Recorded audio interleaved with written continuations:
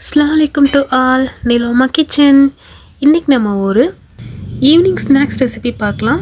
ரொம்ப ஹெல்தியான ஓமவல்லி இலையில் எப்படி பஜ்ஜி செய்கிறதுன்னு தான் இன்றைக்கி நம்ம பார்க்க போகிறோம். இதுக்கு முன்னாடி நமக்கு என்னென்ன பொருட்கள் எவ்வளோ தேவைப்படுதுன்னு நம்ம ஃபஸ்ட் பார்க்கலாம். ஓமவல்லி இலை 15, கடலை மாவு 200 கிராம், பெருங்காயத்தூள் 1/4 டீஸ்பூன், ஜீரகம் 1/4 டீஸ்பூன், உப்பு தேவையான அளவு.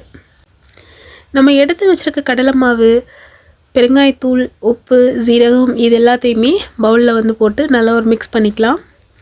எல்லாத்தையும் நல்லா மிக்ஸ் பண்ணதும் கொஞ்சம் கொஞ்சமாக தண்ணி ஊற்றி மீடியமான பதத்துக்கு மாவை நல்லா கலந்து எடுத்துக்கலாம். ரொம்ப தண்ணியாகவும் போகக்கூடாது, ரொம்ப கெட்டியாகவும் இருக்கக்கூடாது. இந்த மாதிரி ஒரு பதத்துக்கு மாவை நம்ம கலந்து எடுத்துக்குவோம். அதுக்கு பிறகு நம்ம கழுவி எடுத்து வச்சுருக்கோம் இல்லையா ஓமவல்லி இலை, இந்த இலைகளை ஒன்று ஒன்றா நம்ம மாவுக்குள்ளே நனைச்சி எண்ணெயில் போட்டு எடுக்க போகிறோம். அவ்வளோதான், ரொம்ப டேஸ்டான ஹெல்தியான ஓமவல்லி இலை பஜ்ஜி ரெடி ஆகிடுச்சு. சளி பிடிச்சவங்களுக்கு இது மாதிரி செஞ்சு கொடுக்கலாம். ரொம்ப ஹெல்த்தியாக இருக்கும். பசங்களுக்கெலாம் இதை கொடுக்கலாம். இலையை நம்ம கொடுத்து சாப்பிட சொன்னோன்னா சாப்பிட மாட்டாங்க. இது மாதிரி பஜ்ஜியாக செஞ்சு கொடுத்தோன்னு சொன்னால் அவங்க ரொம்ப லைக் பண்ணி சாப்பிடுவாங்க. ஏன்னா இந்த ஓமவல்லி இலையில் பார்த்திங்கன்னா நிறைய மருத்துவ குணங்கள் இருக்குது. பெரியவங்களில் இருந்து சின்ன குழந்தைங்க வரைக்குமே தாராளமாக இதை சாப்பிட்லாம்.